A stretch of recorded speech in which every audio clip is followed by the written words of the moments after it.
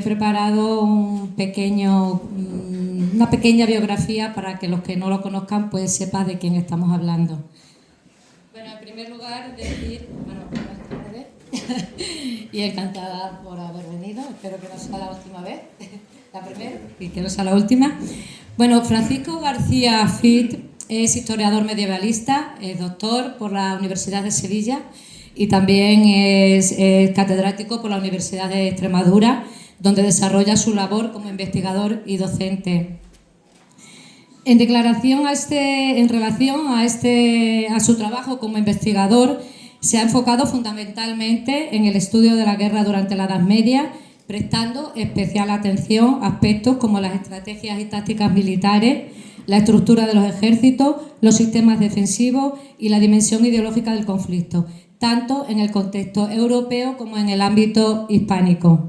Asimismo, sobresale por sus análisis de las relaciones políticas y militares entre cristianos y musulmanes en la España medieval. Y en este contexto es autor de numerosas obras, por supuesto de gran interés, entre las que vamos a citar dos o tres, como la guerra contra el Islam peninsular en la Edad Media, las Navas de Tolosa, la batalla del Castigo, o Castilla y León frente al Islam, estrategias de expansión y tácticas militares siglos XI y XIII. Todas estas las podemos encontrar en cualquier librería y que en realidad, la verdad, son bastante interesantes. Sus obras son muy influyentes en el estudio de los conflictos militares, siendo referencia tanto en España como a nivel internacional. Aparte de sus proyectos de investigación y de su reconocimiento en congresos y publicaciones científicas, Francisco García Fitch ha contribuido a la difusión del conocimiento histórico mediante conferencias y publicaciones accesibles. Por ello, se ha consolidado como una figura clave en la divulgación histórica, acercando el pasado a un público más amplio y fomentando el interés por la historia más allá del ámbito estrictamente académico. Por este motivo, ha tenido hoy la amabilidad de venir al Ateneo para compartir su conocimiento, sus saberes con nosotros sobre un tema realmente interesante y bastante complejo, como es Cáceres en tiempos de las cruzadas. Por lo tanto, no le voy a robar más tiempo y ya hablaremos después, habrá preguntas y debates sobre el tema. Y sin más, pues queremos agradecerle su presencia y, por supuesto, darle la palabra.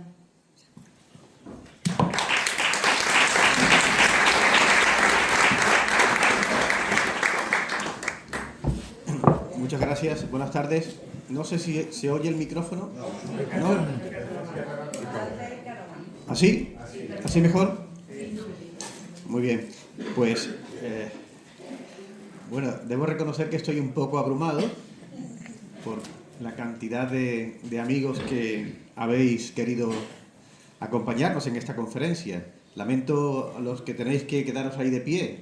Intentaré ser breve para que no se cansen ustedes mucho. No hace falta que sea breve. Bueno, pues permítanme en primer lugar que le agradezca al Ateneo la oportunidad de formar parte de su programa de actividades.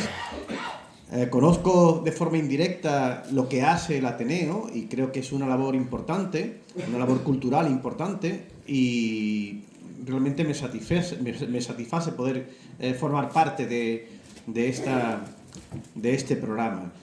Además, se da la circunstancia de que recientemente el Ateneo ha firmado un convenio, ha establecido un convenio con el Departamento de Historia de la Universidad de Extremadura para que distintos profesores de dicho departamento podamos ir pasando por la sección de Historia del Ateneo y exponiendo temas que sean de interés general. Me resulta de especial agrado ser uno de los primeros profesores del Departamento de Historia en estar aquí en el Ateneo con todos ustedes. Y sobre todo, y de manera particular, estoy muy satisfecho por la oportunidad que tengo de ver juntos a tal cantidad de amigos, algunos de los cuales hacía tiempo que no venía. En fin, os agradezco mucho vuestra presencia aquí. Me han comentado los organizadores que los actos del Ateneo suelen tener 3 tiempos: uno primero, que es el de la conferencia; uno segundo, que es el de las intervenciones, las preguntas, las consideraciones que los asistentes quieran proponer; y uno tercero que ya es un poco más de holgorio, en el que cada uno puede ir a tomarse, aprovechar que está en la calle en una ciudad tan agradable y con el tiempo tan bueno que tenemos para tomar pues alguna cosa en cualquier sitio. En fin, pues vamos entonces con el primer tiempo, que voy a intentar que no sea demasiado largo, porque posiblemente las preguntas que ustedes quieren realizar sean más interesantes de lo que yo pueda decirles. Verán, cuando desde el Ateneo me propusieron impartir una conferencia, pensé que podría ser interesante tratar la historia de esta ciudad o un pequeño fragmento de la historia de esta ciudad en un momento muy concreto e históricamente muy interesante. En el momento que transcurre, en las décadas que transcurren entre finales del siglo XII y principios del siglo XIII. Es en esta época, precisamente, en esta franja de años, en las que Cáceres fue conquistada definitivamente en el año 1229 por Alfonso IX de León. Pero el contexto en el que se produjo esa conquista, la conquista cristiana de Cáceres, 1229, Alfonso IX de León, ese contexto es particularmente interesante. No solo interesante para la historia de esta localidad, para la historia local, sino interesante para el conjunto de la Edad Media europea.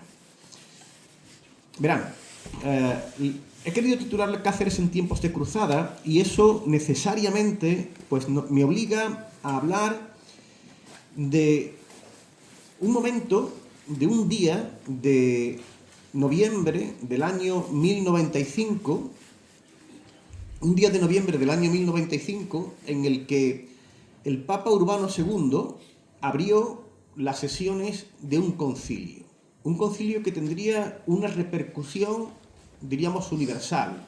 Bueno, universal, por lo menos sirvió para conmover los cimientos del mundo mediterráneo y del Próximo Oriente a finales del siglo XI.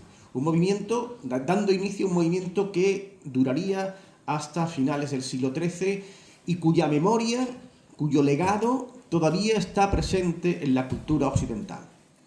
Dicho concilio se celebró en la ciudad francesa de Clermont, en Clermont-Ferrand, es como se llama aquella ciudad. El Papa lo había preparado cuidadosamente. De hecho, antes de llegar a Clermont, en aquel mes de noviembre del año 1095, antes de llegar a Clermont, el Papa había hecho un periplo por algunas regiones europeas, anunciando, adelantando lo que iba a decir y lo que iba a proponer en este concilio. El concilio finalmente, como digo, se inició en el mes de noviembre de 1095 y fue allí donde el Papa, que había convocado a un buen número de caballeros procedentes del occidente cristiano, anunció que había recibido una serie de cartas del emperador bizantino Alejo I, pidiéndole ayuda. Porque 2 décadas antes, los turcos selyúcidas habían conseguido derrotar a los bizantinos y le habían arrebatado todo lo que actualmente es Turquía, la península de Asia Menor, lo cual significaba que los turcos estaban a las puertas de Constantinopla. La situación para Bizancio era particularmente complicada, conflictiva, y Alejo I le había pedido ayuda al Papa. La reacción del Papa ante esa petición de ayuda fue convocar este concilio para organizar una gran expedición armada, una campaña militar para ayudar a Bizancio.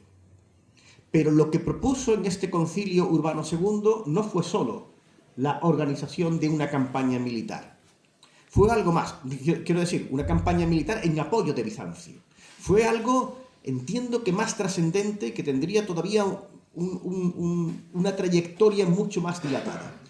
Lo que propuso Urbano II a los caballeros, a la gente que participó en este concilio, en el concilio de Clermont, fue lo que él denominó la recuperación o la liberación de Jerusalén. Jerusalén había caído en manos musulmanas muchos siglos atrás. La peregrinación, no obstante, de los cristianos a Jerusalén nunca se había detenido. Pero es cierto que el triunfo de los turcos selyúcidas había complicado la llegada de peregrinos a Jerusalén. La propuesta de Urbano II, por tanto, trascendía una mera ayuda militar al Imperio bizantino. Proponía una meta que resultaba particularmente atractiva para cualquier cristiano: la recuperación de aquel territorio que había asistido a la pasión, la muerte y la resurrección de Cristo. Como suele ocurrir, como podemos apreciar en los mapas medievales, cuando se dibuja un mapa del Mediterráneo, del mundo conocido, en el centro, el ombligo del mundo es siempre Jerusalén. Jerusalén era ese ombligo del mundo. Y eso es lo que estaba proponiendo Urbano II, ni más ni menos: la recuperación de Jerusalén, en este concilio, como digo. Para animar a aquellos que fueran, que además irían en la mente, en la idea de Urbano II, irían no tanto como guerreros, sino como peregrinos. Eran peregrinos armados. De hecho, a estos primeros expedicionarios no se les llaman cruzados. Es verdad que llevaban una cruz sobre sus vestimentas, pero no se les llaman las fuentes cruzadas, se les llaman peregrinos. Pero era una peregrinación muy especial, una peregrinación de una naturaleza insólita, porque era una peregrinación armada. Esos dos conceptos, la peregrinación y la guerra, hasta ese momento habían sido directamente incompatibles. El peregrino no va armado. El guerrero no es un peregrino. Pues Urbano II estaba proponiendo un tipo de expedición, como digo, insólita, que unía dos aspectos hasta entonces, insisto, contradictorios: la guerra y la religión, la peregrinación armada. Y para incentivar la participación en esa expedición, Urbano II le concedía a todos aquellos que se dignasen colocar la cruz e iniciar la peregrinación a Jerusalén, insisto, una peregrinación destinada a la recuperación de Jerusalén para la cristiandad, lo que le ofrecía era unos privilegios que tenían una magnitud extraordinaria para la época. A aquellos que fuesen en peregrinación y muriesen, conseguirían ni más ni menos que el perdón de todos los pecados, el perdón de todas las penitencias, de tal forma que cualquiera que muriese en el camino o durante la lucha alcanzaría directamente el paraíso. Por tanto, lo que estaba proponiendo Urbano II era una expedición armada que podía conducir individualmente al guerrero que muriera, les podía llevar hasta las puertas del paraíso. Insisto que es algo absolutamente insólito. No puedo profundizar en estas cuestiones porque nos llevaría no ya para una conferencia, sino seguramente para todo un ciclo, para un seminario. En cualquier caso, el éxito, el impacto emocional que tuvo el discurso de Urbano II fue extraordinario.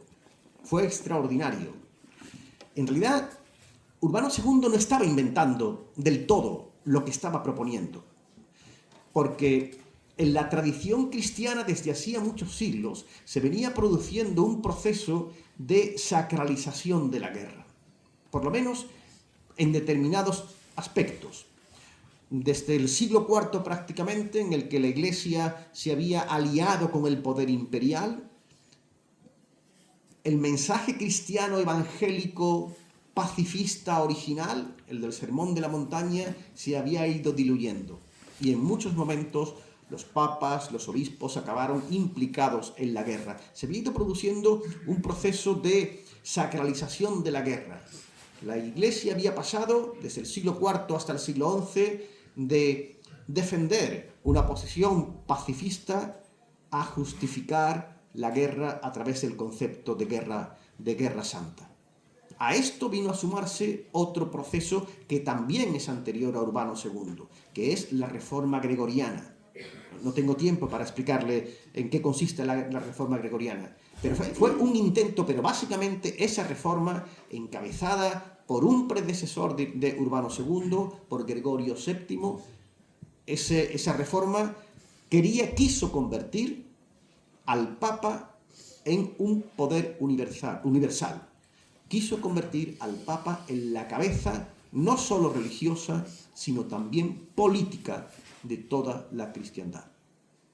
Quédense ustedes con esta idea, porque lo que está haciendo Urbano II cuando convoca a los caballeros de Occidente a lo que conocemos como una cruzada, ese fenómeno en realidad es una decisión papal, y en adelante todas las cruzadas, todo lo que consideramos como una cruzada, cualquier campaña que sea una cruzada, tendrá que tener el beneplácito del Papa. Es el Papa el que dirige, es el Papa el que inspira la cruzada, es el Papa el que autoriza la cruzada, es el Papa el que otorga las indulgencias penitenciales y espirituales que les he comentado anteriormente.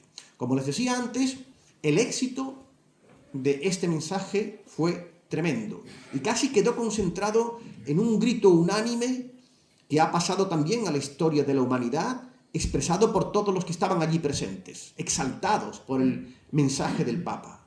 Ese mensaje, ese grito, era Deus vol, Dios lo quiere, Dios lo quiere. Así es concebida la cruzada. Años después, un cronista francés escribiría una crónica de esta primera campaña, de esta primera cruzada, y la titularía Gesta Dei per Francos, la gesta de Dios, los hechos de Dios realizados a través de los francos. Eran hechos de Dios, porque aquello lo había querido Dios.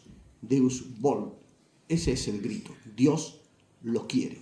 Un grito que todavía, cuya resonancia llega hasta nuestros días. Apenas hace una década, no recuerdo exactamente el año, el que fuera presidente de Brasil, Jair Bolsonaro, tuvo como lema de campaña electoral Deus vol, Dios lo quiere. Es un grito que no se ha olvidado de la memoria colectiva del mundo occidental.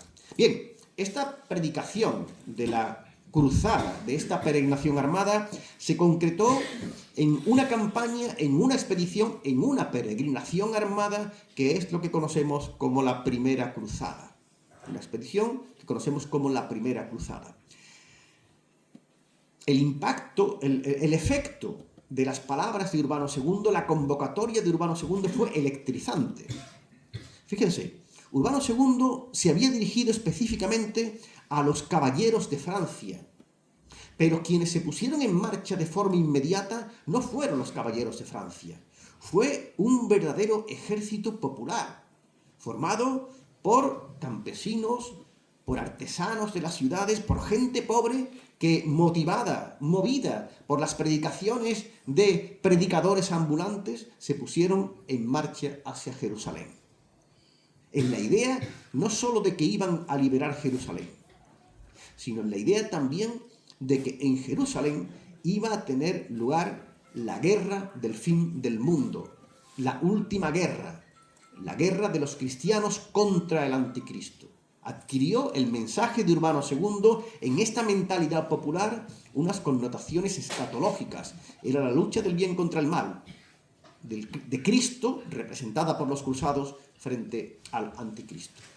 Estos miles de cruzados populares, que no era a quienes se había dirigido el Papa Urbano II, que no era a quienes Urbano II había querido movilizar, esta gente que se había puesto en marcha fueron los primeros en llegar a Constantinopla. Eran gente que llegaban sin saber luchar, no eran combatientes, no eran guerreros, no eran caballeros, no iban armados, ni siquiera tenían recursos para mantenerse. Por eso, a lo largo de su camino, fueron robando, saqueando y además asesinando.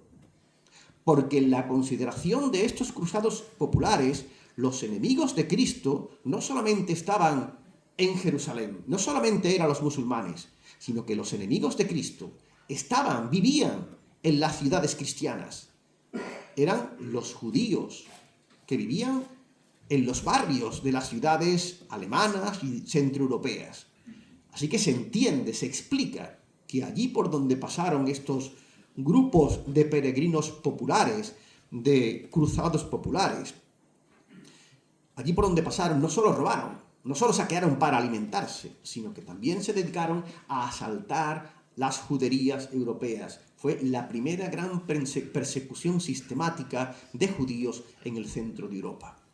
El caso es que cuando llegaron a Constantinopla, obviamente, digo obviamente porque eso no era el tipo de ayuda que Alejo había pedido, el emperador Alejo había pedido, obviamente no les dejó pasar, no les permitió que entrasen en Constantinopla. Al contrario, les permitió que pasaran a Asia Menor y allí, en Asia Menor, en pleno territorio turco, la cruzada popular fue absolutamente masacrada. Solo después se pusieron en marcha los cruzados, los caballeros cruzados, en varias expediciones que acabaron, así, confluyendo en Constantinopla, donde fueron recibidas por el emperador Alejo I y donde iniciaron una expedición que les llevaría en un viaje verdaderamente alucinante a través de Asia Menor hasta Jerusalén. Y en el año 1099 entraban exitosos en la ciudad, en el lugar que había sido el lugar en el que había muerto y resucitado Cristo. Habían recuperado Jerusalén. La expedición de los caballeros había tardado 3 años.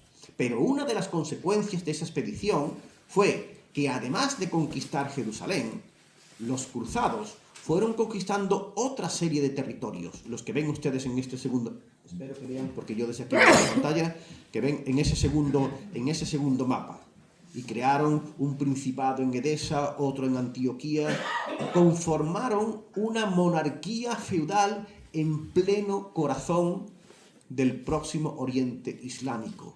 Crearon lo que se denominan los estados latinos de Jerusalén, el reino latino de Jerusalén.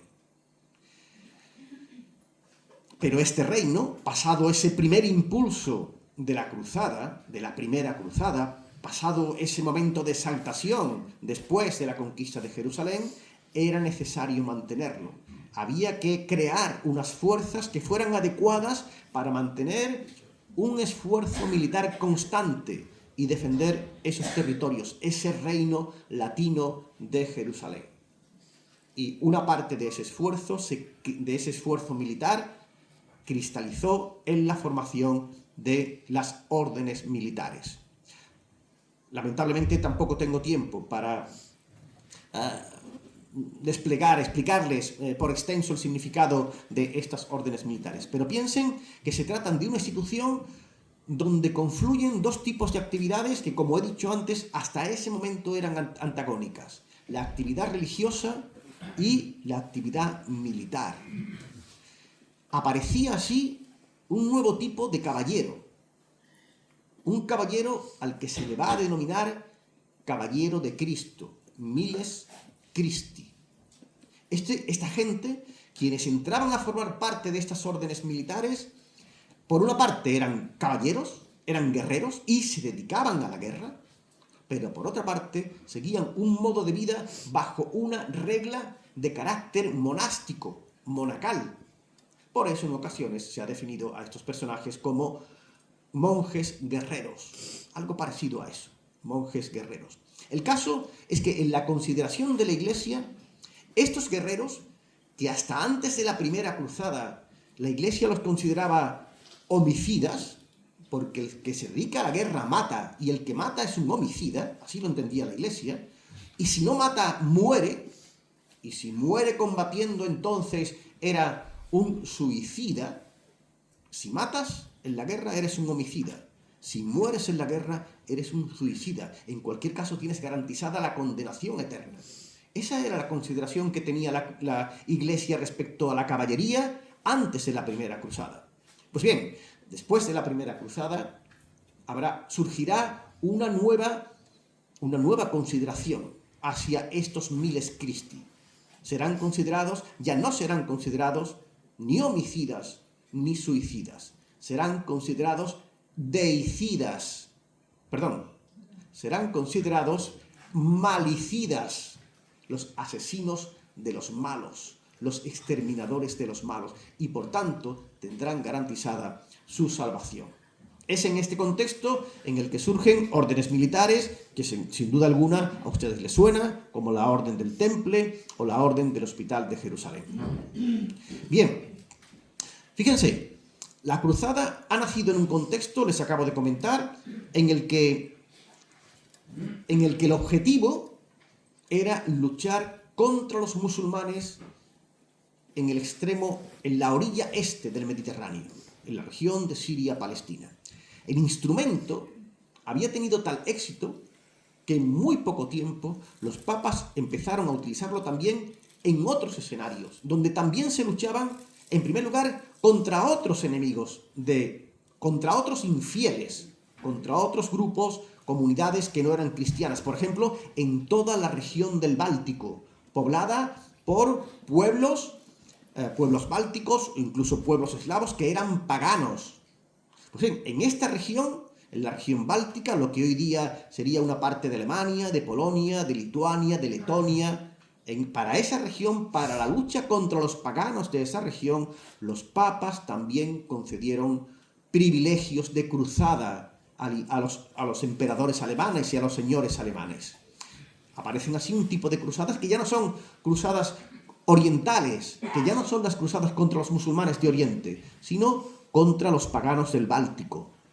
Pero insisto, el instrumento era demasiado atractivo como para que los papas, que recuerden, después de la reforma gregoriana aspiraban a ser y a actuar como los jefes de la cristiandad, no utilizaran ese instrumento en contra de sus enemigos internos. Y algunos de sus enemigos internos eran los herejes. Por eso, frente a los herejes, por ejemplo, frente a los cátaros, frente a los albigenses, también se aplicó la idea de cruzada. Y hay cruzadas antiheréticas. Por ejemplo, las que se llevaron a cabo a finales del siglo XII y principios del siglo XIII al sur de Francia, en la región de Occitania, en la Provenza, contra los cátaros. Pero los papas no tenían por qué limitarse a luchar contra infieles, contra herejes. Recuerden que la cruzada es un instrumento papal y por eso los papas también la emplearon contra otros actores políticos que eran enemigos suyos o que en algún momento no estuvieron dispuestos a seguir las directrices del papa. Para que se hagan una idea, el rey que conquistó Cáceres, Alfonso IX, fue objeto de una cruzada contra él. Hubo una cruzada contra Alfonso IX, cuando Alfonso IX desoyó los avisos papales para que no se aliara con los musulmanes. Por tanto, fíjense que la cruzada se ha convertido en un instrumento papal, que la cruzada no se define por el enemigo contra el que va, se define por quien manda, y quien manda es el papa. Pues bien, en un panorama como este, podrán ustedes imaginar que la península ibérica no podía escapar de la ideología cruzada, porque en la península ibérica también se luchaba, también había reinos y poderes cristianos que luchaban contra los musulmanes. En ese proceso justificado como una recuperación del territorio perdido por los visigodos, a eso que denominamos reconquista, pues a las campañas de la reconquista, los papas también ofrecieron, también consideraron en muchas ocasiones que eran cruzadas. Fíjense qué interesante, porque incluso antes de que el Papa Urbano II predicara la primera cruzada para liberar Jerusalén, ya había otorgado privilegios penitenciales y espirituales muy parecidos a los de cruzada para un grupo de guerreros en el sur de Francia que atravesaron el Pirineo para conquistar la ciudad aragonesa de Barbastro. Eso ocurrió en el año 1084, 12 años antes de que el Papa predicara la primera cruzada. Por eso se habla de la protocruzada de Barbastro. Pero fíjense también, como en la península ibérica fue muy pronto considerada por los papas como la frontera occidental de la cristiandad. La frontera oriental estaba en Jerusalén, en los reinos latinos de los que se hablaba antes. Pero pero la cristiandad tenía una frontera occidental y estaba en la península ibérica. Por eso, la guerra contra los musulmanes, de cristianos contra musulmanes en la península ibérica, desde muy pronto fue equivalente, en la mente de los papas, fue equivalente a la guerra que los cristianos llevaban a cabo en Oriente, en torno a Jerusalén. Es decir, luchar contra los musulmanes en la península ibérica gozaba de los mismos privilegios espirituales y penitenciales que hacer la cruzada, hacer el viaje, la peregrinación armada a Jerusalén. Hasta el punto de que muy poco después de la primera cruzada aparecen ya las primeras campañas cruzadas en la península ibérica. Piensen, Jerusalén, les he comentado que fue conquistado en 1099. Pues unos años después, en 1118, el Papa predicó una cruzada para que Alfonso I de Aragón pudiera asediar y conquistar Zaragoza. Y en esta cruzada participaron veteranos de la primera cruzada. Y unos años después, en 1147, al calor de otra cruzada, de la llamada Segunda Cruzada, en 1147, los cruzados que iban camino de Jerusalén en barco y que procedían de Alemania, de Holanda, de Inglaterra, pararon en Lisboa, entonces en manos de los musulmanes, y ayudaron al rey de Portugal, Alfonso I, a conquistar Lisboa. Lisboa, que se conquista en 1147, de hecho, es el único resultado positivo de esta segunda cruzada, que fue un fracaso absoluto, salvo por la conquista de Lisboa. Es decir, que antes de que lleguemos a ese periodo del que vamos a hablar, 1170, recuerden que es la primera fecha del periodo que vamos a tratar, antes de que lleguemos a eso, la península ibérica ya era un escenario de cruzadas. Y precisamente porque fue un escenario de cruzada, porque se convirtió muy pronto en un escenario de cruzada, también aparecieron en la península ibérica órdenes militares específicamente hispánicas. Santiago, Calatrava, Alcántara, que ciertamente imitaban a aquellas otras órdenes que habían surgido en Tierra Santa, al Hospital, al Temple, pero estas eran específicamente ibéricas. Pues bien, a partir de 1170, que es la fecha que yo les he propuesto para desarrollar en esta conferencia, la idea y la práctica de cruzada se exacerba. Piensen que entre la predicación, entre el concilio de Clermont, el comienzo de la primera cruzada en 1096, y 1170, se habían organizado dos cruzadas a Oriente. La primera, de la que ya hemos hablado, y la segunda, la de 1147, que dio como consecuencia la conquista de Lisboa. El objetivo de las dos, insisto, era Jerusalén. Primera para conquistarla y después para consolidar la presencia cruzada. La segunda era para consolidar la presencia cruzada en Jerusalén.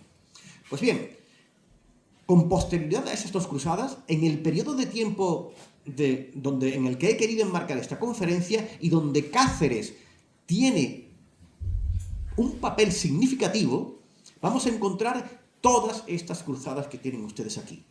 La tercera, la de los alemanes, la cruzada de los niños, la cuarta cruzada, la quinta cruzada. Varias cruzadas hacia Oriente.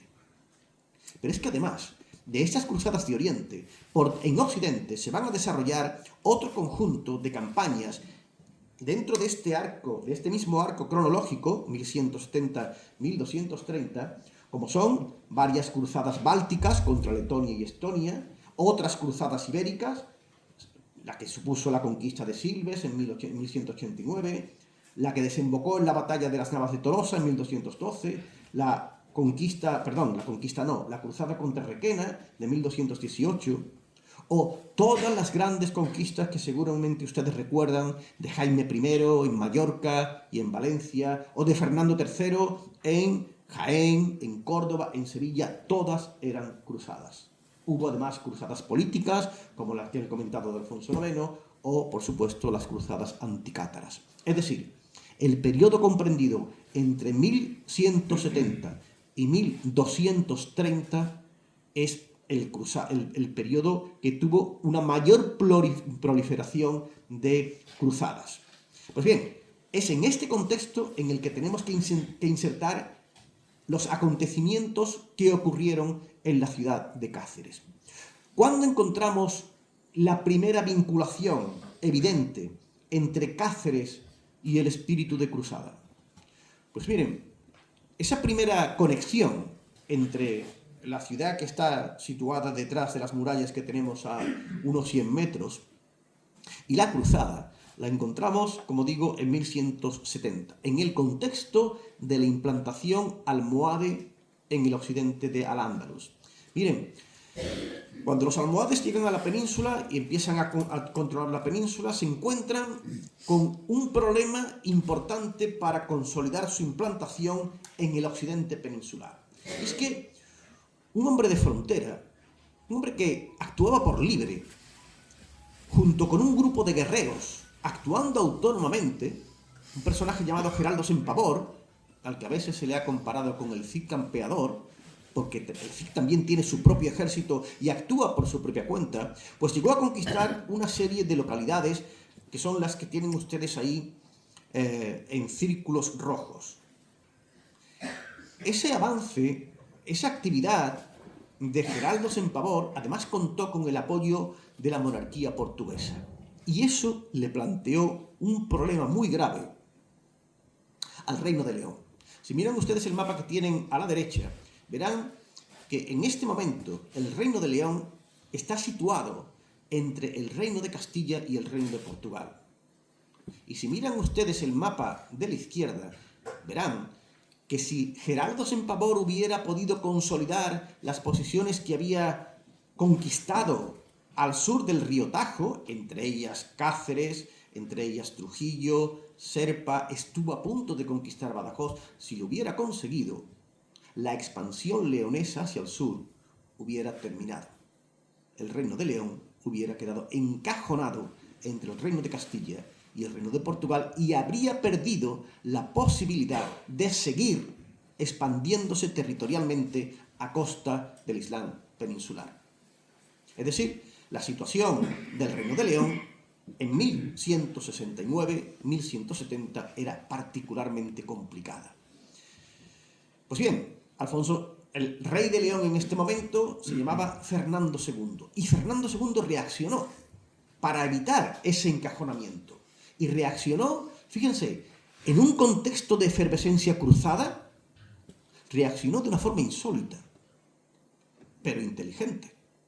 Se alió con los musulmanes para impedir que el reino de Portugal conquistara esa serie de plazas que se había anexionado Geraldo Sempavor. Bien, el resultado de esta alianza fue que Fernando II, el rey de León, pudo ir tomando una serie de localidades, por cierto, a costa de sus aliados almohades. Alcántara, Alburquerque, fueron conquistadas por Fernando II en este contexto en el que supuestamente estaba aliado con los almohades, pero al mismo tiempo les está arrebatando, está aprovechando la situación de debilidad de los almohades para arrebatarles algunas localidades, y entre ellas está Cáceres. Y es aquí donde encontramos esa primera conexión entre el espíritu de cruzada y la historia de la ciudad de Cáceres, porque será aquí, en la ciudad de Cáceres, en 1170, donde se funde una cofradía, una hermandad de caballeros, que conocemos con el nombre de los Fratres de Cáceres. En esa coyuntura tan difícil para el Reino de León, en el que veía que podía perder toda posibilidad de avance hacia el sur, aparece en Cáceres una milicia, un grupo de caballeros que se reúnen en una hermandad. Crean una fraternidad, una hermandad, por eso se llaman fratres, los fratres de Cáceres. El fenómeno de los fratres de Cáceres es muy conocido aquí en esta ciudad, porque se escribe mucho sobre ellos y porque se habla mucho sobre ellos, porque tenemos un grupo de recreación histórica que habrán visto ustedes actuando por la ciudad, los fratres de Cáceres. Precisamente hace unos días, el día 10 de marzo, hubo una actuación de los fratres conmemorando el aniversario de la toma del sacrificio, del martirio de los fratres de Cáceres el 10 de marzo de 1173. Quédense con esta fecha porque volveré sobre ella más adelante. Bien, ¿por qué sabemos que en 1170 se había formado una hermandad de caballeros en Cáceres y que se llaman los fratres de Cáceres? Pues miren, porque hay un documento fechado a finales de 1170, es un documento particular, que no tiene nada que ver con Cáceres, ¿eh? Es un documento en el que 3 hermanos venden o conceden unas heredades en Astorga a un monasterio, al monasterio de San Martín de Castañeda. Y el documento es un documento particular, ¿eh? No es un documento del rey, ni de la ni tiene nada que ver en su contenido con los fratres de Cáceres, pero en la fecha, el documento está datado, la fecha cronológica es diciembre de 1170, pero se añade un comentario, lo que los historiadores denominamos en un documento la data histórica, una referencia histórica sobre la fecha. En ese documento en concreto se dice que el documento está fechado en 1170, en el año en el que la Gran Orden de Cáceres se formó, se gestó. Fíjense, porque esa gestación, esa creación de Cáceres tuvo por tanto repercusión. Repercusión fuera del ámbito cortesano y fuera de Cáceres, porque eso es un documento privado en que se escribe en Astorga, y allí se sabía que ese año se había formado la Orden de Cáceres. Illum, me pongo las gafas, Illum Summum Ordinem Cáceres.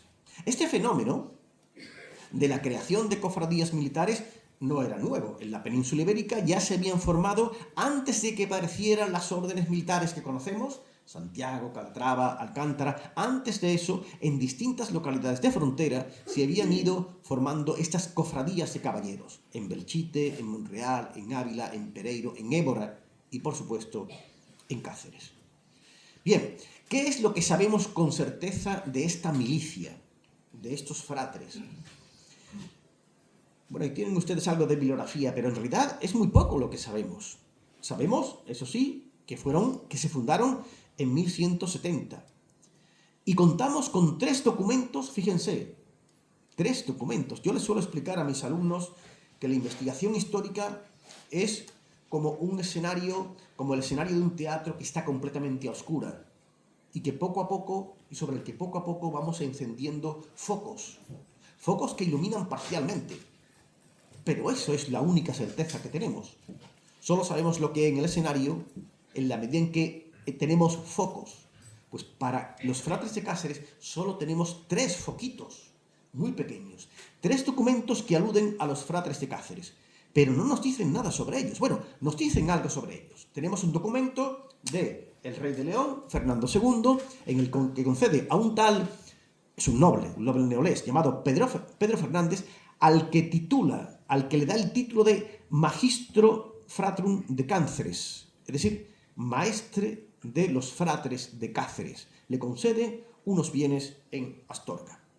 Hay un segundo documento en el que este mismo Pedro Fernández, este maestre, titulándose maestre de la milicia de Cáceres, fíjense cómo se llama ahora, Magister Militum de Cáceres, es decir, maestre de la milicia de Cáceres, concede esos mismos bienes a unos particulares y les indica que tienen que ser vasallos de los señores de Cáceres, lo cual significa que Cáceres está en este momento bajo la jurisdicción de los fratres de Cáceres. Por otra parte, también tenemos otro documento en el que el rey, no ya ahora de León, sino el de Castilla, le otorga a todos los fratres de Cáceres, todos los fratres de la Hermandad de Cáceres, el castillo de Mora, que está en Toledo.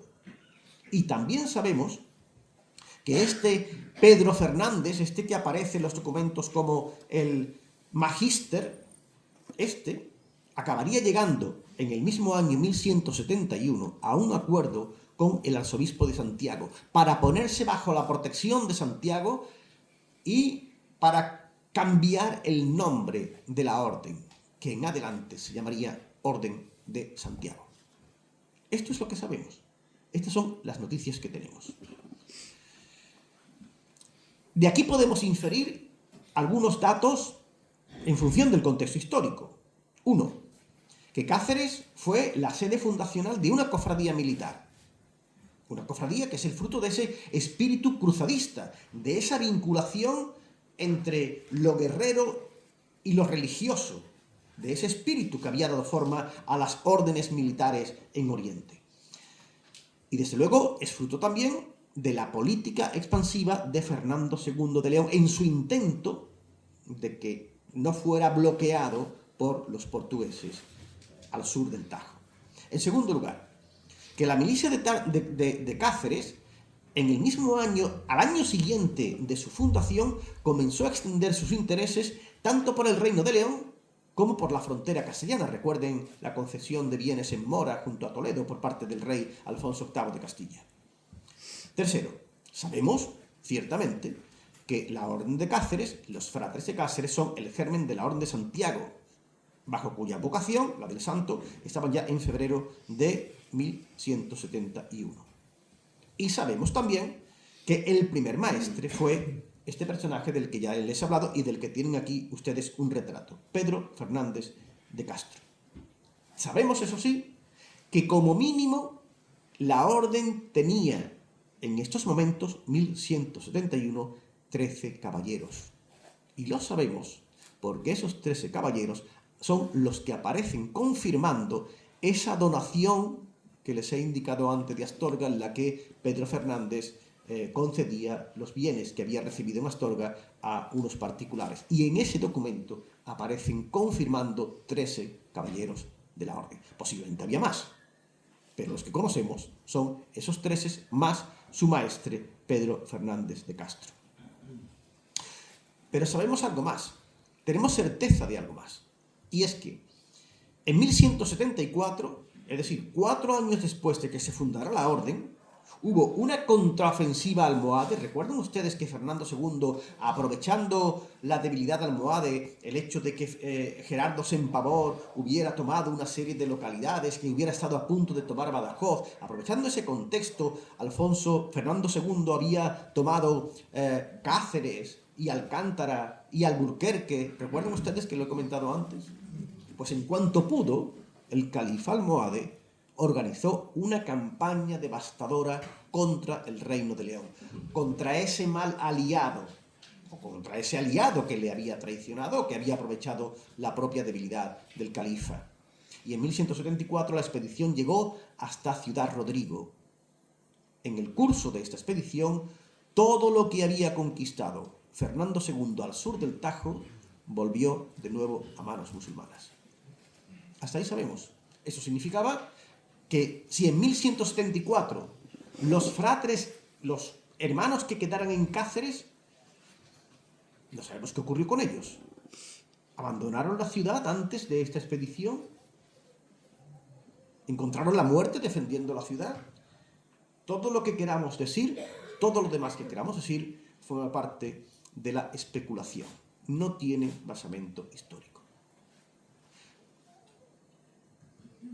Las historias que circulan por Cáceres y que pueden ustedes leer nos cuentan que los fratres de Cáceres se defendieron hasta la muerte en la torre de los Espaderos, la que está situada junto a la puerta de Coria, que fue el último reducto donde allí fueron martirizados, esa es la expresión que utiliza la historiografía tradicional de la ciudad de Cáceres.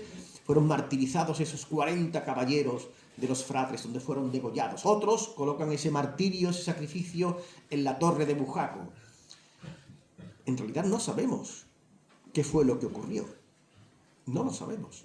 No tenemos ni un solo testimonio de la época. Nada. ¿Pudieron morir defendiendo la ciudad? Pudieron. ¿Pudieron haber pactado una capitulación y entregar la ciudad antes de que los almohades la tomaran al asalto, como ocurre en otras localidades? Pues pudo ser. No lo sabemos. Pero es verdad que la historiografía posterior, y hasta donde yo he podido rastrear, no he encontrado ninguna referencia de estas historias del martirio de los caballeros de los fratres hasta la bibliografía hasta las crónicas del siglo XVIII, fíjense que habían pasado ya 7 siglos, solo en el siglo XVIII se empiezan a contar estas historias, se empieza a ampliar las historias sobre los fratres de Cáceres, pero no tenemos certeza. Esas historias no están ratificadas por la documentación contemporánea. Les decía a ustedes que hace unos días, el día 10 de marzo, se conmemoró el martirio de estos caballeros en la Torre de los Espaderos, o donde quiera que fuera ese último lugar de resistencia, si es que la hubo. Esa fecha supone que el 10 de marzo de 1173 fue cuando se produjo este asalto. Bueno, sabemos que en marzo de 1173 no hubo ninguna campaña almohade. No hubo campaña almohade. Pero es más, sabemos que la obra que hace referencia a esa fecha es una obra del siglo XVIII, de un cronista llamado López Agurleta. Hace referencia, al hablar de esa fecha, como la toma de Cáceres y el martirio de los fratres, hace referencia a un documento del Papa Alejandro III. El documento de Alejandro III que existe con esa fecha, 10 de marzo de 1173, no está dirigido, no se refiere a los fratres de Cáceres. Es un documento en el que el Papa toma bajo su protección a todas las villas y localidades de la Orden de Santiago. Punto. No se refiere específicamente ni a Cáceres ni a los fratres.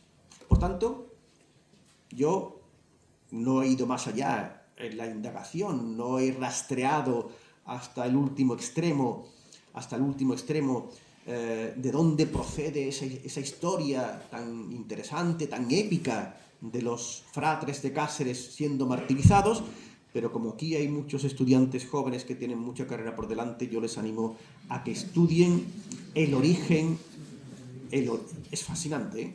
El origen de las tradiciones, porque en muchas ocasiones las tradiciones son absolutamente contemporáneas. Les animo a que hagan ustedes ese ejercicio. Bien, continuemos adelante.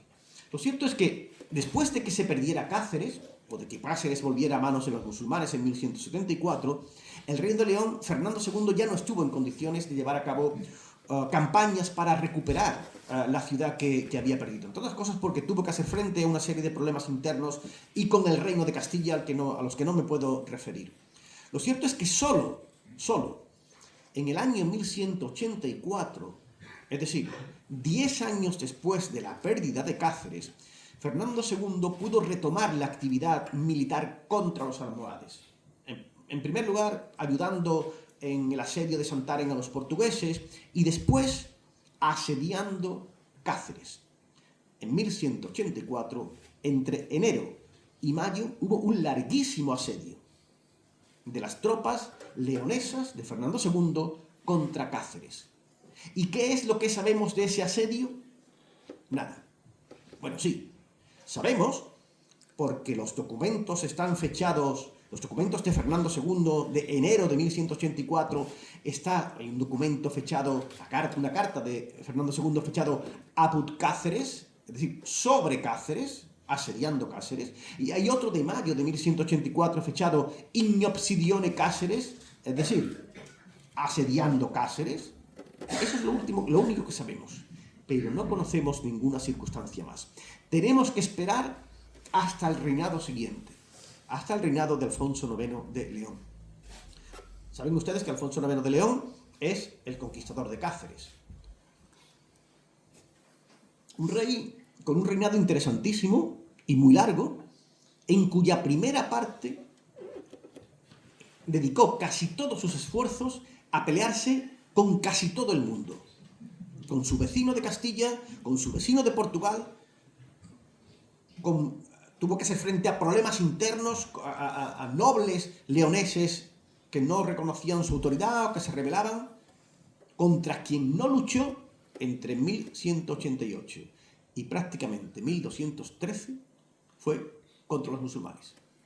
Contra todo el mundo, salvo con los musulmanes.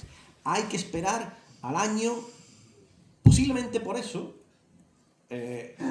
autores como Samuel Márquez y Gurriarán consideran que la construcción de la muralla de Cáceres, tal como la conocemos, la parte almohade, hay que retrasarla hasta 1195 años posteriores, y que los almohades construyeron la muralla de la ciudad aprovechando este periodo de paz, de tranquilidad con León. En cualquier caso, hay que esperar hasta después de la batalla de las Navas de Tolosa para que la política de Alfonso IX cambie. Es lo que he denominado como el giro anti-almohade. A partir de entonces, después de 1212, después de la cruzada de 1212 que culminó en las Navas de Tolosa y en la que no estuvo Alfonso IX, estuvo Alfonso VIII de Castilla, que la dirigió, claro, estuvo Sancho VII de Navarra, estuvo Pedro II de Aragón, pero no estuvo Alfonso IX, que se negó a acudir. Pues bien, solo después, ¿cómo se llama? ¿Cómo dicen los que se dedican, los aficionados a las carreras de motos? Dicen al rebufo, ¿no? Sí. Al rebufo, en la estela del éxito de las Navas, en 1213, 1214, el rey de León, Alfonso IX, llega a un acuerdo con Fernando III de Castilla para hacer dos campañas simultáneas. Fernando III se dirigiría, perdón, Alfonso VIII, no Fernando III. Alfonso VIII se dirigiría contra el Valle del Guadalquivir y Alfonso IX, con apoyo de una parte del ejército castellano, se dirigiría contra Alcántara y contra Cáceres. 1213-1214. Insisto, esto es dentro de esa estela de la gran cruzada de 1212, de las Navas de Tolosa. Dicen los anales toledanos primeros, esa fuente que tienen ustedes ahí, que los leoneses tomaron Alcántara y fueron después a Cancies, a Cáceres, y no la pudieron prender, no la pudieron tomar, y tornóse el rey de León con su hueste. Fue otro intento, el primer intento en tiempos de Alfonso IX de tomar Cáceres, y ya este sí es en el contexto de una cruzada, mejor dicho, en la estela de una gran cruzada, de la cruzada de las Navas de Tolosa. El éxito que había tenido las Navas de Tolosa animó a los papas, a Inocencio III, al Papa Inocencio III, a convocar un concilio, el llamado Cuarto Concilio de Letrán, en 1215, para organizar otra gran cruzada. Otra gran cruzada que intentaba recuperar Jerusalén, que los musulmanes, que Saladino había vuelto a conquistar en el año 1187. En el contexto de los preparativos de esa gran cruzada, lo que sería la Quinta Cruzada, los cruzados que iban camino en 1217, los cruzados que iban camino de Jerusalén en barco, desembarcaron en Portugal y, como habían hecho años antes, ayudaron al rey de Portugal a conquistar Alcácer do Sal, esa localidad situada al sur de Lisboa. Y cuando desembarcaron allí, las autoridades, los maestres de las órdenes militares hispánicas, algunos obispos, pero también el rey de León, intentó convencer a los cruzados europeos que venían de Inglaterra, de Holanda, de Alemania, para que se quedaran en la península, para que le ayudaran a tomar Cáceres. Y efectivamente, para que se quedaran, fíjense lo que dice el texto latino, para que se quedaran con nosotros, para extirpar completamente la perfidia del culto de los paganos de toda Hispania. Es lo que dice el documento. El caso es que en 1218, contando con el apoyo de estos cruzados internacionales, hubo un nuevo asedio, hubo una nueva cruzada contra Cáceres, 1218. Y esto fue una cruzada internacional porque Alfonso IX pudo contar, no solo, como dice ese texto que ven ustedes aquí, procedente de unos anales toledanos, no solo contó con los frailes de España, es decir, con los caballeros de todas las órdenes militares hispánicas, sino que además contó con gentes del rey de Castilla. No dice con el rey de Castilla, porque el rey de Castilla en esta época tenía treguas con los almohades, pero sí hubo caballeros castellanos. y gentes de otros reinos, y un personaje llamado Sabaric de Mayén, con muchas gentes de Gascuña, y fueron contra Cáceres. Este Sabaric de Mayén es un personaje interesantísimo. Es un caballero del sur de Francia que había estado, este que lo tienen ustedes aquí en este retrato, este cruzado de Gascuña que participó en esta cruzada contra Cáceres, pues este tipo había estado al servicio de Juan I de Inglaterra, de Juan sin tierra. ¿Recuerdan ustedes al rey malvado de Robin Hood? Pues el rey Pelele, ¿no? Juan I de Inglaterra. Pero igualmente se había cambiado de bando y había estado al servicio del rey de Francia. No le había importado ir de un lugar a otro y acabó participando en la Quinta Cruzada, donde participaría, por cierto, en la conquista de Damieta, en el delta del Nilo. Pues sí, antes de llegar a Egipto, Sabaric de Mayén participó activamente en este intento de conquista de Cáceres. El asedio se tuvo que levantar. Se tuvo que levantar porque no pudieron durar, dice el texto de los anales, como consecuencia de las grandes aguas de la lluvia. El asedio únicamente duró 1 mes y pico. Imagino que deberían de tener un tiempo como el que hemos tenido nosotros estas semanas atrás. El caso es que tuvieron que levantar el asedio como consecuencia de la lluvia y no pudieron tomar Cáceres.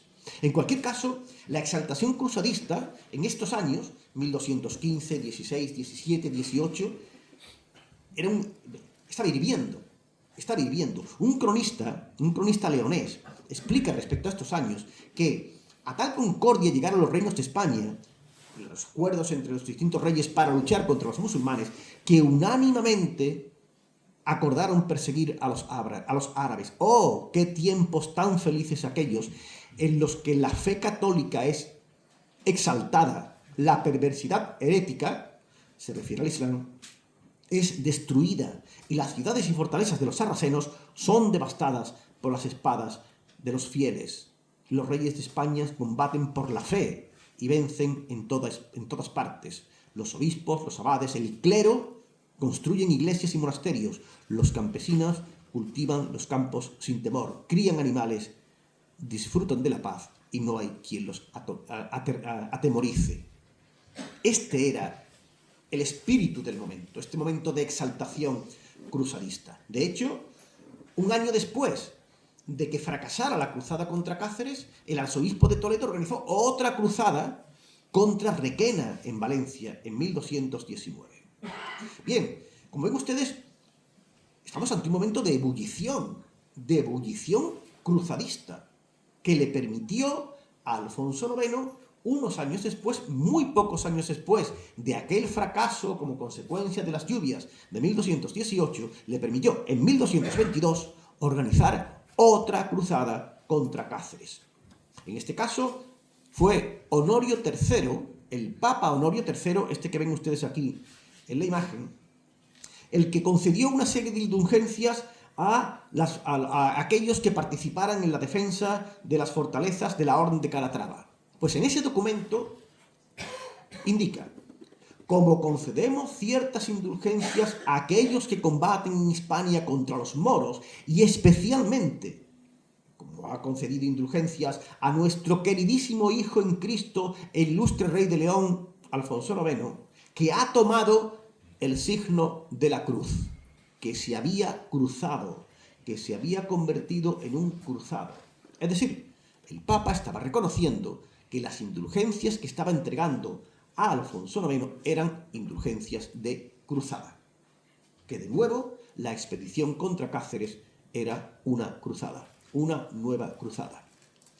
Poco después, este mismo Papa se dirigía directamente al rey de León y decía: Dios, en cuyas manos están los corazones de los reyes, ha inspirado a nuestro queridísimo hijo en Cristo, Alfonso IX, ilustre rey de León, según hemos sabido por sus cartas, para que se levante varonil y poderosamente contra los moros, quienes retienen la tierra de los fieles en las partes de Occidente, no sin ignominia para todos los cristianos y especialmente para los hispanos.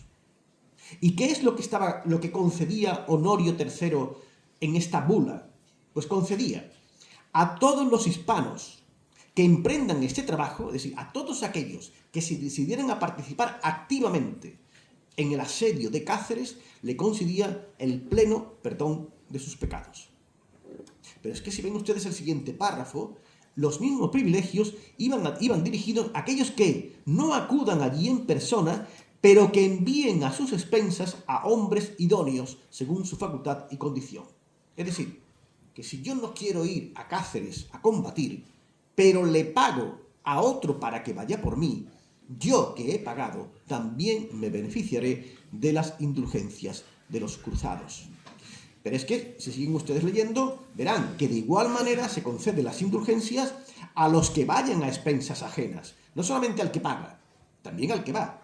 Y por último, si alguien no va y tampoco le paga a otro para que vaya en su lugar, pero da dinero para financiar la expedición, queremos y concedemos que sean partícipes de esta remisión quienes suministren ayuda adecuada. Bien, la cruzada, con estos privilegios, respaldada por estos privilegios y por estos beneficios, que recuerden, eran espirituales y penitenciales y tenían un enorme poder de atracción, porque no solo el que muere, sino el que paga para que alguien vaya a luchar, el que financia la expedición puede salvarse si muere, va directamente al paraíso, pues se llevó a cabo esta nueva cruzada contra Cáceres. El rey de León, dicen de nuevo los anales toledanos, hizo cruzada por tierra de moros y fue a acercar Cáceres. Y estuvieron allí todos los frailes de España, de nuevo las órdenes militares, ese instrumento de cruzada. Y lidiáronla, la combatieron con una serie de instrumentos, albajaniques, libra, y derribaron torres y acitaras, es decir, y murallas, y estaban a punto de tomarla. Los combates debieron ser duros, no sabemos cuánto duró este asedio, pero debieron ser duros, y debieron ser duros porque tenemos otra fuente, la crónica de Lucas de Tuy, que afirma que el rey de León, habiendo congregado un gran ejército, movió armas contra los sarracenos y devastó con hierro y fuego, ferro et flama, con hierro y fuego todo lo que había en los alrededores de Cáceres, a saber, árboles, viñas, sembrados. A pesar de toda la destrucción, no consiguió conquistarlo. Vean ustedes el segundo párrafo de esta diapositiva. Cuando estaba a punto de tomarla, adobóse, es decir, llegó el rey de Marruecos, hubo un acuerdo, adobóse, se arreglaron, adobar es arreglar, ¿no? Alinear, pues se arreglaron el rey de Marruecos y el rey de León con el compromiso de entregarle una gran cantidad de dinero si desercaba la villa y no entraba en tierra de moros. Y así se hizo. El asedio fue levantado porque los musulmanes le entregaron una gran cantidad de dinero a este rey cruzado. Ya ven ustedes que no siempre los privilegios espirituales están por encima de los beneficios económicos. El caso es que finalmente se levantó el asedio. No sabemos, bueno, y les iba a decir que no sabemos cuánto le pagó, cuál fue el precio. Cualquiera que fuera el precio que se hubiera pactado, lo cierto es que no se pagó. Porque, como dicen los anales toledanos, después el rey moro falleció de los maravedíes que prometió. Es decir, que no le pagó. Esas cosas ocurren. Bien, el caso es que después de varios intentos, recuerden 1214, recuerden 1218, cruzada internacional, la cruzada de 1222, finalmente, en 1229, las tropas de Alfonso IX, las tropas leonesas, de nuevo se pusieron en marcha para conquistar Cáceres. Fíjense, en esta ocasión no tenemos constancia de que haya una bula papal que avale la consideración de cruzada de la operación que terminó con la conquista de Cáceres en abril de 1229. No tenemos ese documento. Lo que sí sabemos es que poco antes había llegado a la península ibérica un legado papal, el cardenal de Santa Sabina, Juan de Abbeville. Y el objetivo de Juan de Abbeville no era otro que se reactivara la guerra contra los musulmanes. Y así sostiene Lucas de Tuy que, después de esto, el reverendísimo Padre Juan, Juan de Abbeville, legado del Papa, cardenal romano, obispo de Santa Sabina, legado de la sede apostólica, fue enviado a Hispania por el gloriosísimo Papa Gregorio IX. Entre otras cosas santas que realizó, Juan de Abbeville, el legado papal, se esforzó por incitar a los reyes hispanos contra los musulmanes. Y entonces, el rey de León, por lo cual, perdón, parece que se me ha colado por ahí algo, contra los sarracenos, y entonces el rey de León, Alfonso, con su ejército y parte del ejército de su hijo, de Fernando III, asedió Cáceres, ciudad fortísima, y la tomó. Es decir, de nuevo, el contexto de esta sí, la toma definitiva de Cáceres, es un contexto cruzado. Ya ven ustedes, Cáceres, esta pequeña ciudad en el occidente peninsular, tan lejos de Jerusalén, es una ciudad de cruzadas. Fue protagonista en distintos momentos de esta fase de ebullición de la cruzada, de las cruzadas. Por eso,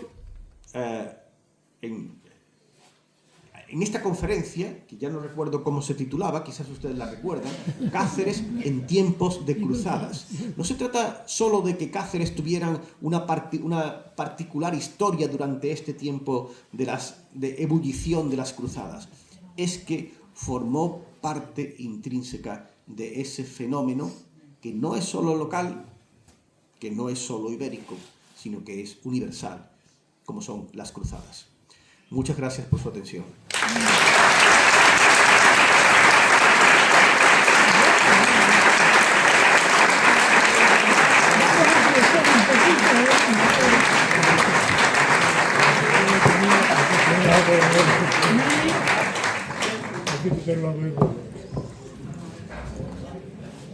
Hola, ¿se oye? Bueno, en primer lugar, reitero lo dicho antes, que muchísimas gracias. Y bueno, ha sido una ponencia bastante interesante, muy didáctica, muy instructiva y además muy amena, que también es interesante también. Bueno, yo quería comentarte, pero primeramente, ¿alguien quiere empezar? Vale, luego termino yo. Quería comenzar, cuando has comentado lo de los fratres, se ha hablado mucho de las leyendas que hay sobre Cáceres, y esto incluso al no haber un documento que especifique o que nos explique realmente, bueno, pasa mucho en la historia, en muchos contextos históricos, pero quería preguntar si realmente hoy día todavía las ideas de simplificación o incluso de mitificación de algunos hechos históricos en Cáceres todavía tienen prevalencia o simplemente se han quedado en leyendas. Todavía forman base de lo que es la historia nuestra, porque es un tema muy, muy complejo. Mire, por lo que yo he podido leer estos días mientras preparaba esta conferencia, tengo la sensación de que esas historias que circulan en torno al martirio, en torno al sacrificio de los 40 caballeros, bueno, a veces en algunas narraciones son 40, en otras son 13, unas veces mueren defendiendo hasta la última torre, que fue Bujaco, que fue la torre de los espaderos. Ese tipo de historias que no tienen un basamento en la documentación contemporánea, sino hasta donde yo he podido averiguar, y de nuevo remito a los jóvenes historiadores que están aquí y que se están formando para que hagan algo que un historiador británico hizo hace mucho tiempo, que es analizar, me refiero a Hobsbawm, analizar la invención de la tradición, porque las tradiciones, aquellas que creemos que son tradiciones históricas que arraigan en la Edad Media, suelen tener orígenes muy recientes. Muchas de las grandes tradiciones inglesas y escocesas, por ejemplo, demostró Hobsbawm, que eran del siglo XIX, que eran inventos del siglo XIX. En nuestro caso no son inventos del siglo XIX. Por lo menos, por lo que yo he podido constatar, aparecen en obras sobre la Orden de Santiago, escritas, publicadas en el siglo XVIII. Pero esas obras, cuando remiten a algún documento original de la época, se equivocan en su interpretación, como es ese documento de Alejandro III de 10 de marzo de 1173, que sirve a este autor López Aburleta para sostener que en esa fecha fue cuando fueron sacrificados murieron los caballeros de la Orden de Fratres defendiendo Cáceres. Bueno, eso es un error de lectura, un error de interpretación, que se ha convertido, por lo que hemos podido ver hace 2 semanas, en una tradición. Y desde luego, cuando he tenido ocasión de ver artículos en prensa que hablan sobre los fratres de Cáceres, obviamente en un plano divulgativo, pues se reiteran estas mismas historias. Yo tengo la sensación de que, como suele ser habitual, lo mítico, lo legendario, lo literario, lo inventado, la narración inventada, suele tener mucha más difusión que lo que es la pura investigación histórica. Claro, entre otras cosas porque, como hemos podido comprobar, la investigación histórica es muy aburrida. Pues decir al final que lo que conocemos de los fratres de Cáceres son 3 menciones en 3 documentos donde no nos dicen nada sobre la Orden de Cáceres, salvo que el nombre existió o existió la orden, eso es aburrido, eso no motiva a nadie. Ya me dirán ustedes a qué turistas van a traer contándole que hay 3 documentos donde se nombran a los fratres de Cáceres. Hay que contarles una historia. Por tanto, yo sí creo que el peso de lo inventado, o por lo menos de lo literario, de lo mítico, de lo legendario, es mucho mayor que el de lo histórico. O sea, que todavía tiene mucho peso. ¿Lo tendrá? Tecleen ustedes en Google fratres de Cáceres y lo comprobarán. Vale, muchas gracias. Buenas noches. Yo quería reiterar también la felicitación de mi compañera ateneísta, Teresa, sobre lo extraordinario de su conferencia, en todos los sentidos, con lo que respecta a Cáceres, con sus reflexiones acerca de las cruzadas.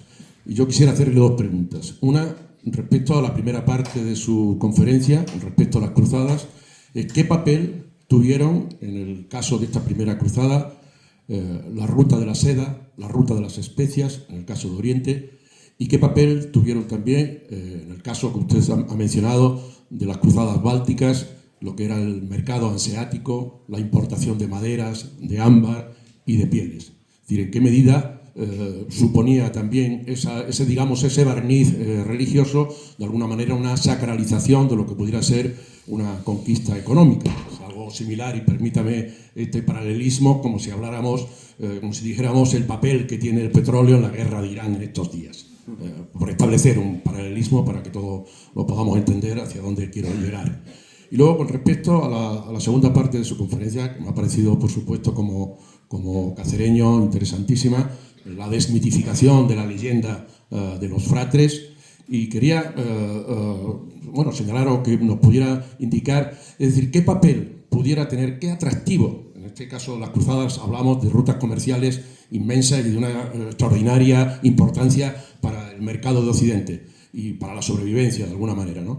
Pero en el caso de Cáceres, ¿qué importancia podría tener un destacamento puramente militar, una ciudad que había estado, según tenemos documentación, prácticamente deshabitada durante casi 700 o 800 años? No sabemos muy bien qué podría haber, sino solamente los restos de la muralla romana y efectivamente reconstruidos por almohades. ¿Qué papel pudiera tener, qué atractivo, tanto para digamos, el imperio musulmán como para Castilla o León? Si no era un atractivo económico, podría ser un atractivo geopolítico, militar, como para que diera lugar a eso que usted ha llamado una cruzada castellana de una importancia efectivamente extraordinaria. Y luego también, siguiendo en el mismo límite, la misma línea de desmitificación de la historia de nuestra ciudad, diríamos que ¿qué papel puede tener? Es decir, si se produjo realmente una conquista en Cáceres, o fue en el año 1229 también fruto de un acuerdo como ese primero que usted ha señalado en la primera conquista de los almohades. Es decir, si no hubo una tal conquista, hubo un asedio, porque usted lo ha documentado, pero si realmente lo que hubo fue un acuerdo. De acuerdo. Pues muchas gracias. Le voy a intentar responder a las tres cuestiones brevemente. En primer lugar, sobre el trasfondo económico. El trasfondo económico conviene no perderlo nunca de vista. Fíjense, Oriente, la parte oriental, la costa oriental del Mediterráneo, la región de Siria, Palestina, había estado tradicionalmente hasta el siglo VII en manos bizantinas. Era allí, en los puertos mediterráneos bizantinos, donde desembocaba la ruta de la seda. Y por tanto eran puertos muy activos. Me refiero, por ejemplo, al puerto de Alejandría en Egipto o el puerto de Antioquía y la propia Constantinopla. Bizancio se convirtió durante siglos en el gran distribuidor por el Mediterráneo de los productos que procedían de Oriente. A principios del siglo VII, cuando se produce la expansión del Islam, esas rutas quedan en manos musulmanas. A pesar de eso, Constantinopla siguió siendo un lugar de recepción, un lugar de llegada de la ruta de la seda y, por tanto, del comercio oriental. Pero esas rutas orientales llegaban hasta Constantinopla a través de Asia Menor. Y Asia Menor fue conquistada por los turcos justo antes de la Primera Cruzada. Y por eso Alejo I llama en su ayuda al Papa Urbano II. Luego, efectivamente, es evidente el papel, el peso de la llamada de la espiritualidad cruzada. El impulso es innegable. Es decir, a un campesino francés o un pescadero de Alemania, de una ciudad alemana, creo yo que difícilmente se le podía convencer que dejara lo que tenía y se dirigiera hacia Oriente para restaurar la ruta de la seda, que en cualquier caso no le iba a beneficiar a él, le beneficiaría a los bizantinos o a quien allí se estableciera. Él iba por otros motivos. Pero existe ese trasfondo, y ese trasfondo también está en el caso de las cruzadas bálticas. Recuerden que apenas un siglo y medio antes de que los alemanes comenzaran a expandirse por la ribera del Báltico, los que habían establecido contactos comerciales con Oriente a través de los ríos de Rusia habían sido los vikingos. Y esas rutas de comercio estaban allí. Luego, ese trasfondo es evidente que está en todos los casos. Pero eso no anula la fuerza, el impacto del mensaje, del llamamiento religioso, ¿no? La segunda cuestión que me ha planteado, que ya hace referencia a Cáceres, ahora no recuerdo cuál era la segunda. Si me lo puede recordar. ¿Perdón? Sí, que qué atractivo tenía desde el punto de vista geopolítico, militar o económico. Por eso le he puesto ese mapa. Fíjense. Es un atractivo, es un objetivo geoestratégico. Si se da cuenta, en ese mapa aparece diferenciado León y Castilla. León y Castilla se habían separado, habían estado juntos durante un tiempo y se habían separado en 1157, cuando murió el emperador Alfonso VII. Y el reino, que había sido bajo Alfonso VII el reino de Castilla y de León, se separó. Él dividió el reino entre sus hijos. A su hijo Fernando le entregó León y a su hijo Sancho III, le entregó Castilla. Pues bien, esos dos hermanos, Fernando II y Sancho III, Fernando II de León, Sancho III de Castilla, llegaron a un acuerdo. Es lo que se conoce con el nombre del Tratado de Sahagún, 1158. ¿Y qué dice ese tratado? Pues ese tratado, aparte de ser un acuerdo de paz y un acuerdo de frontera entre León y Castilla, establecía el reparto de las tierras de los musulmanes y el reparto de Portugal, que acababa de nacer y que había sido hasta poco tiempo antes un condado dependiente de León y que se había convertido en reino, pero que León no lo aceptaba como tal, porque era una secesión de León, claramente. Pues el Tratado de Sahagún lo que establecía era un reparto. Me voy a levantar un momento.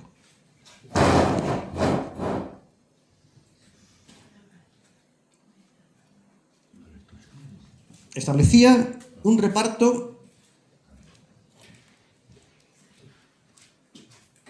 entre... Ay, pues no me señala. A ver. No. Un reparto, Castilla, León. En ese momento la frontera con los musulmanes está situada en el Tajo. Aquí ven ustedes Coria. Pues lo que se preveía era que Portugal se sería dividida entre los dos reinos y el resto de Al-Ándalus quedaría dividida. Por una parte, para León quedaría todo este territorio. Si siguen ustedes desde Coria hacia el sur por la Ruta de la Plata hasta llegar a Niebla, todo este territorio estaba previsto que fuera para León.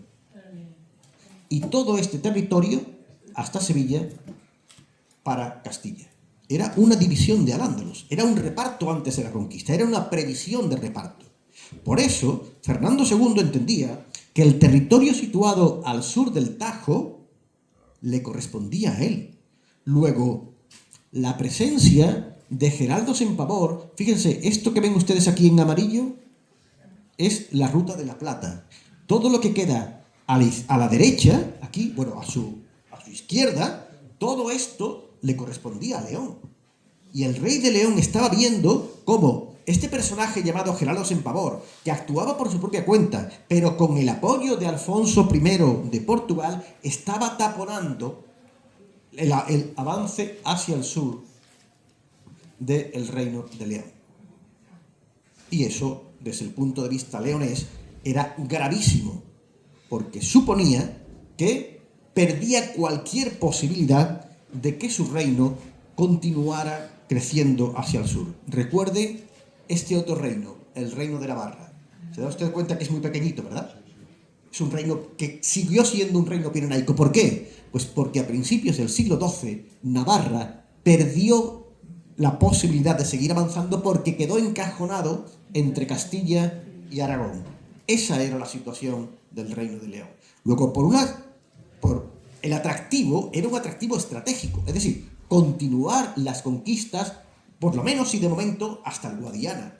Y lo intentó, con todas estas acciones que le he comentado. Es verdad que lo primero que tenía que hacer Fernando II era parar a Portugal.